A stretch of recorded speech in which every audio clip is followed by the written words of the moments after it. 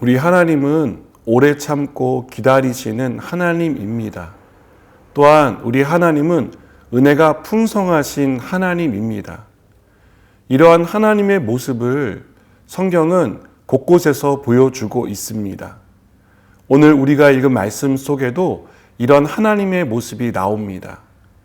동생을 죽인 가인의 행동은 해서는 안 되는 일이었고 절대로 용서받을 수 없는 끔찍한 죄였습니다. 하나님은 절대 용서할 수 없는 죄를 지은 가인에게 우리가 이해하기 힘든 약속을 주십니다. 하나님은 동생을 죽인 가인에게 땅에서 저주를 받을 것이라고 말씀하며 가인이 밭을 갈아도 땅에 다시는 그 효력을 주지 않을 것이며 땅에서 피해 떠돌아다니는 삶을 살게 될 것이라는 벌을 주십니다. 그러자 가인은 자신이 받을 형벌이 무겁다며 혹시 나를 만나는 자마다 나를 죽이겠다고 하면 어떻게 하냐며 불안을 호소합니다. 가인의 호소에 하나님은 표를 주시며 모든 사람에게서 죽임을 면하게 해주겠다는 약속을 하십니다. 우리가 생각할 때 죄를 지은 사람은 그에 상응하는 충분한 벌을 받아야 합니다. 동생을 죽인 가인이 받을 벌은 우리가 볼 때는 충분해 보이지 않습니다. 가인의 부모인 아담과 하와가 벌을 받았을 때도 그렇지 않습니까? 그들은 선악과를 따먹은 즉시 죽지 않았습니다.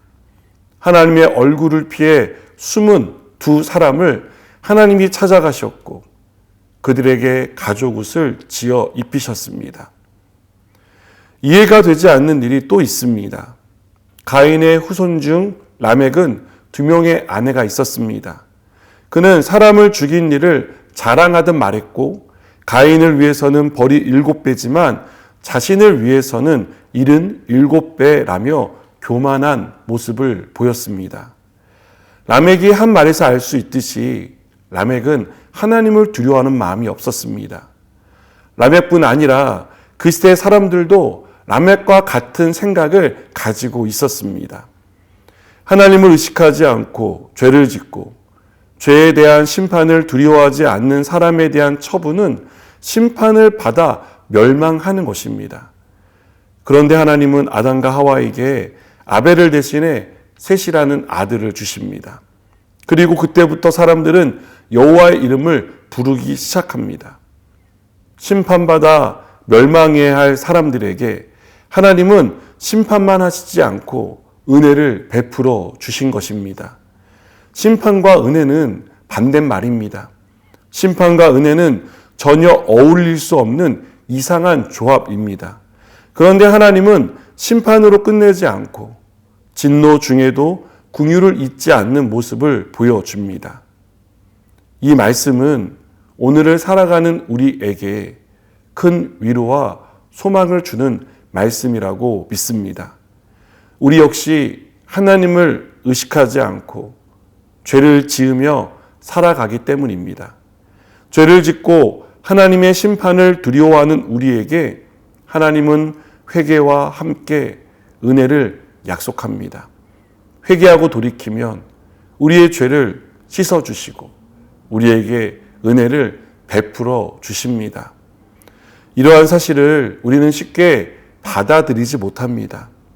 그래서 하나님의 용서를 우리가 받을 수 있다라는 생각을 하지 못합니다.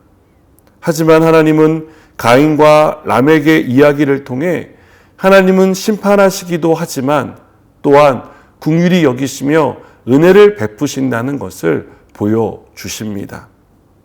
이 사실을 우리가 잊지 않고 살아갔으면 좋겠습니다.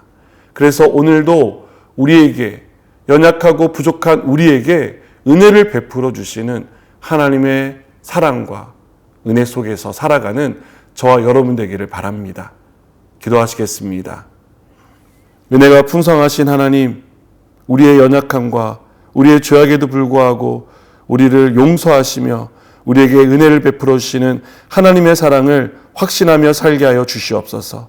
예수님의 이름으로 기도드립니다. 아멘.